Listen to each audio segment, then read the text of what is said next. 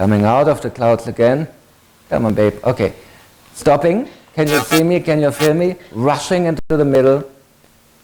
Going back a little bit. Rushing into the clouds, out of the clouds, into the clouds, and just looking out a little bit. Bye-bye. Definitely under intelligent control. We continue with some beautiful films. Remember the Independence Day of Mexico, and indeed for every good Independence Day a UFO appears, and you have these dinosaurs of the air, and you have this beautiful little UFO just crossing by, this formation of dinosaurs blinking a little bit and laughing about terrestrial technology on the National Day of Mexico. For 3 years in a row, UFO appears on the National Day of Mexico for 3 years in a row, and then they canceled the air parade because too many people saw the UFOs. And this is from 1993, 15th of August, a man in Russia, in Sebastopol, is filming his son in this latest Russian fashion. Then suddenly they see a UFO appearing, and they zoom in, and what you get there is this. And it is shooting away very quickly. And this is taken in Sydney, in Australia. You see the opera here in the Sydney Zoo, and we have a group of Italian tourists who are visiting the zoo of Sydney, and suddenly they observe a cosmic visitor. In the moment it is just a purple light, but in a moment you will have the Kobayonok effect again, but a little one comes out of it right here and going down, and this one, the big one, is continuing its flight. A nice film taken by a group of Italians visiting the kangaroos of Australia in the zoo of Sydney.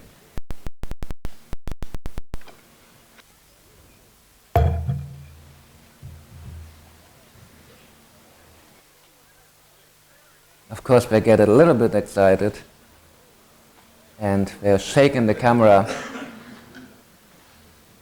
This is a bird. This is not a plane and not Superman. Observe this beautiful multiplication effect. I think every airline would be happy to be able to do something like this, and making 2 planes out of 1. You see the disc shape of this purple object, and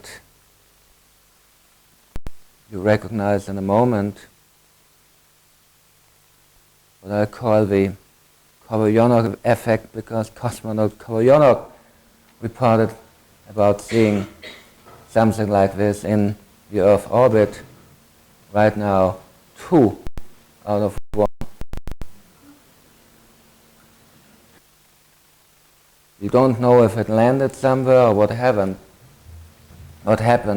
but we have this beautiful film of an Italian tourist group visiting the beautiful zoo of Sydney. Okay, now we come to the case I spoke about yesterday again, but I show you these beautiful films in a different version. And these were films taken by a young man in Tepoztlan, Mexico, Carlos Diaz. And this young man made maybe the best UFO pictures and films ever taken, at least according to experts from all over the world who investigated the case. And whenever you want to see a UFO, I could only recommend you to go to Tepoztlan, because more than half of the people who saw there had UFO encounters. A lot of UFO researchers, including myself, Dr. Stephen Greer, Roberto Pinotti from Italy, Guido Ferrari from the Swiss Italian television, Colin Andrews from England, and so on and so far, had UFO sightings. Shirley MacLaine, who is something like a UFO groupie, and the Hollywood actress Shirley MacLaine went there with her boyfriend Andrew Peacock, the former Foreign Minister of Australia, and both had a UFO sighting. And this is where the man lives, in this little, very primitive house. It doesn't even have a bathroom. were very poor people. The video camera he got as a gift from Jaime Maussan because he had this UFO encounters and Jaime wanted him to film the objects, and they appear over the mountains. You have one film now taken on the 20th of July 1993.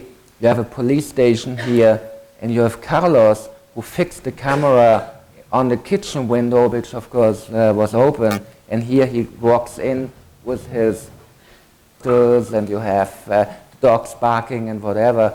Play the audio. We want some audio. In the middle of the night, everybody is getting nervous because we are building up some kind of electromagnetic field. And farmers describe it like it was like in the middle of the night, the sun appeared, and this is what the animals are feeling.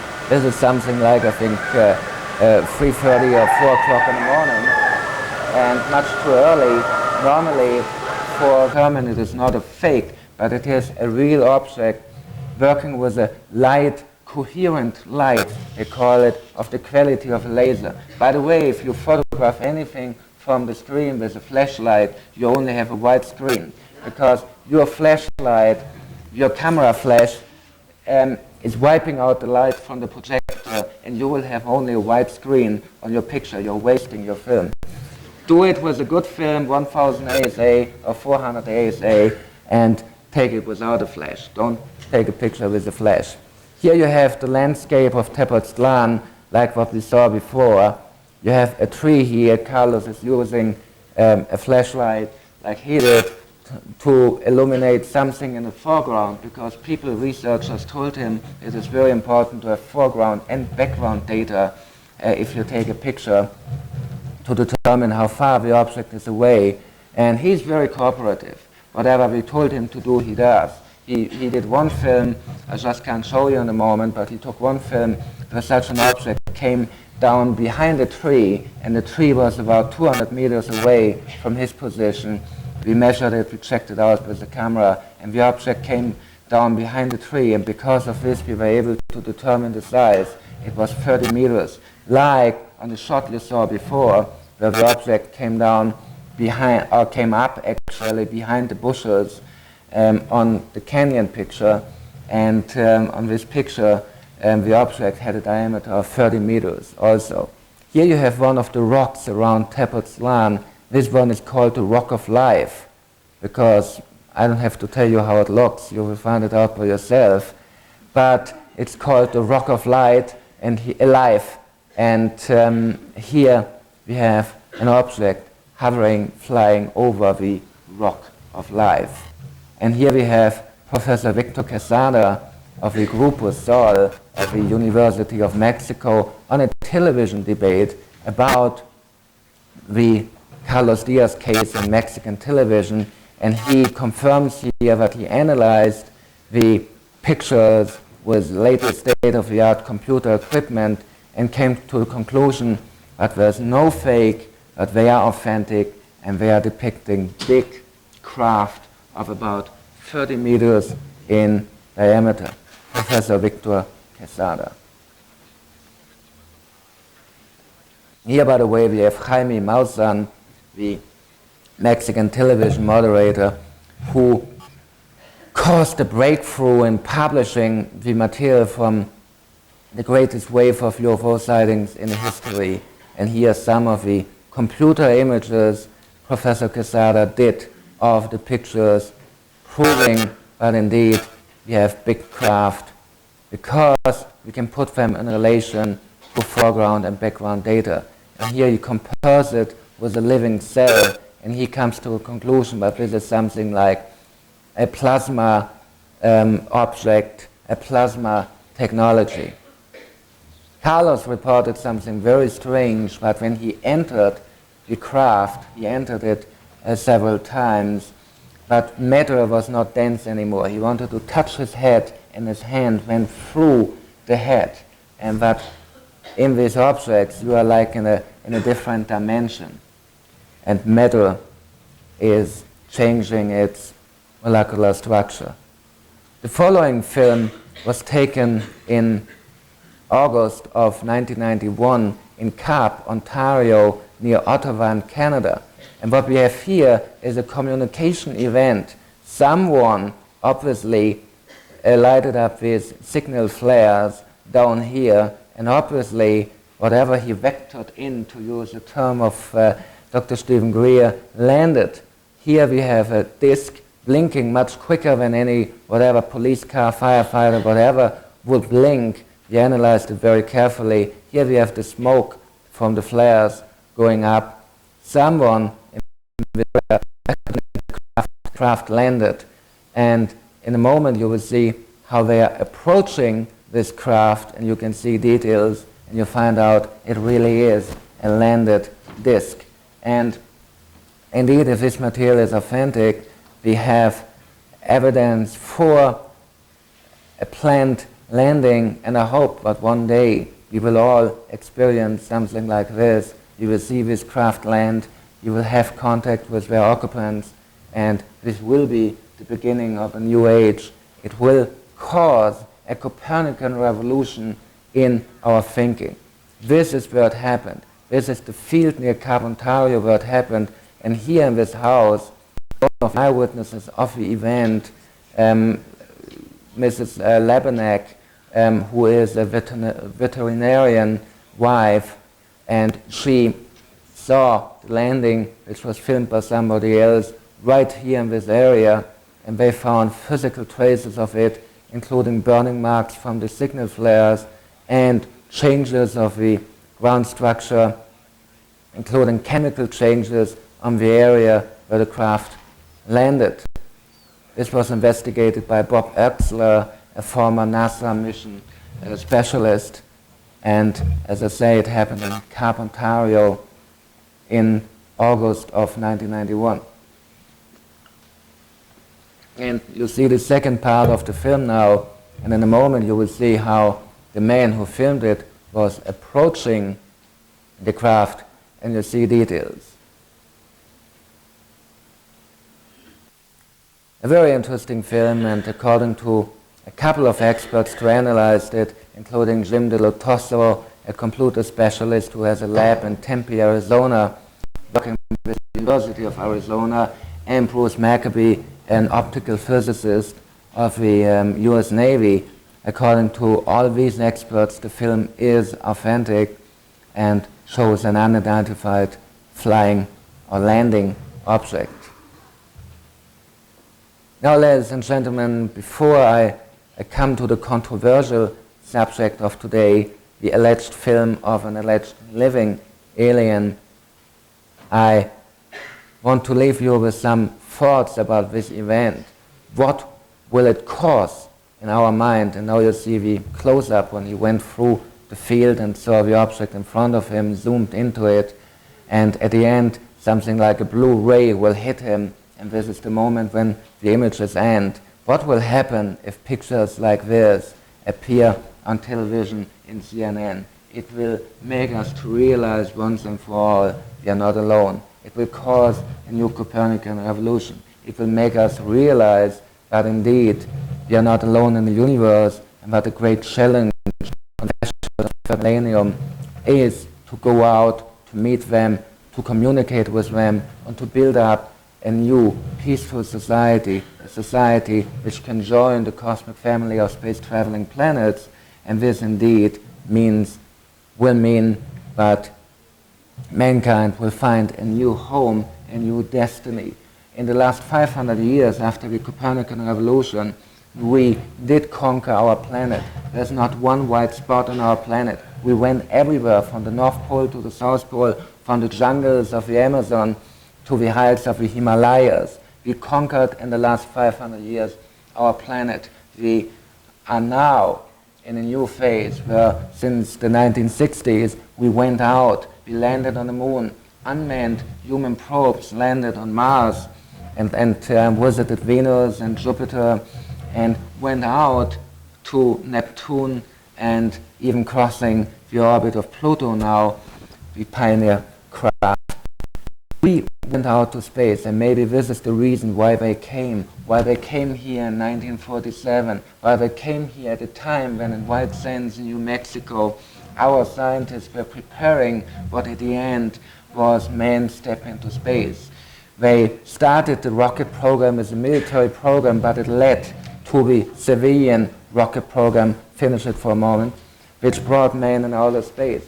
And maybe they came to watch us, to see who the new kids on the block are. Who are those people who go out in space, who are going to join the club of the space traveling worlds?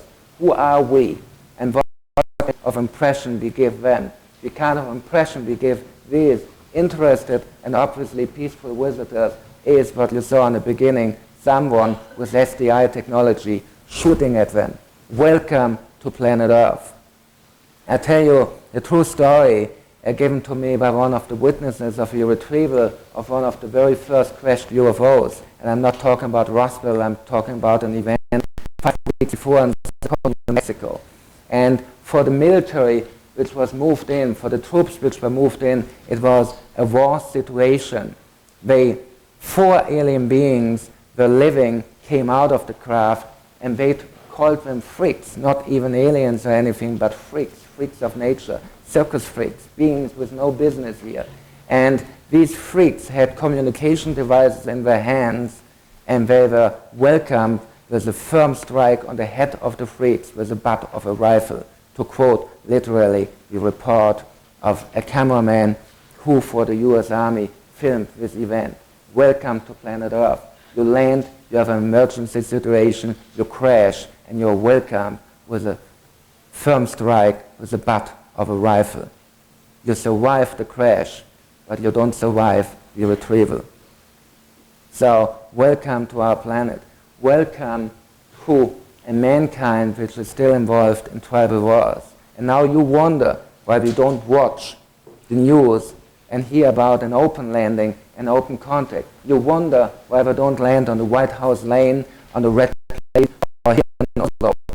If I watch the news, and I watch it every day, if I watch the news, I ask myself, if I would be an alien intelligence, would I land there? Is there intelligent life out there? 100% yes. Is there intelligent life down here? I sometimes wonder. Yes, there is intelligent life. We are here. People who want to live in peace, people who want to build up a peaceful cosmic society, but unfortunately, we are not in charge of the world situation. Watch the news and ask yourself, do you want to live here? Do you want to come down here? Do you want to shake hands with people, clean our planet? And we definitely don't come to steal us the golden opportunity to learn, to help ourselves, to save the planet and to build up a new society. They are not here to take the responsibility for our things from us. Yes, we can learn a lot from them if we have a contact. They can learn a lot from us if we have a contact. But there will be a dialogue, and a dialogue can only happen among people. So we have to realize they're humans like we are from a different world, and we have to respect them. And first of all, we have to respect each other. What happens or might happen to peaceful visitors from another world, and they are peaceful because they have this policy of a gentle approach. If there would be any kind of alien threat, what are they waiting for? Are they waiting until we develop more and more weapons? Why they didn't take us over in 1947? Why they didn't take us over 1,000 years ago? Why, if there would be a threat? Why, if this would be their interest? Why? Ask the question why. But what do we do to them? You'll see it in a moment. The next film. I told you I'm not sure if the following film is authentic or clever hoax, but I can assure you that the situation depicted in it is real, because I spoke to people who saw material like the material you will see now and who were present. And we have people in the military like Robert O'Dean, we have abductees like Whitley Strieber, you have Dr. Michael Wolff, a biophysicist of the US government you heard about yesterday, who firmly believe the following film is real. It's normal VHS now. And no audio. because it's a German television program.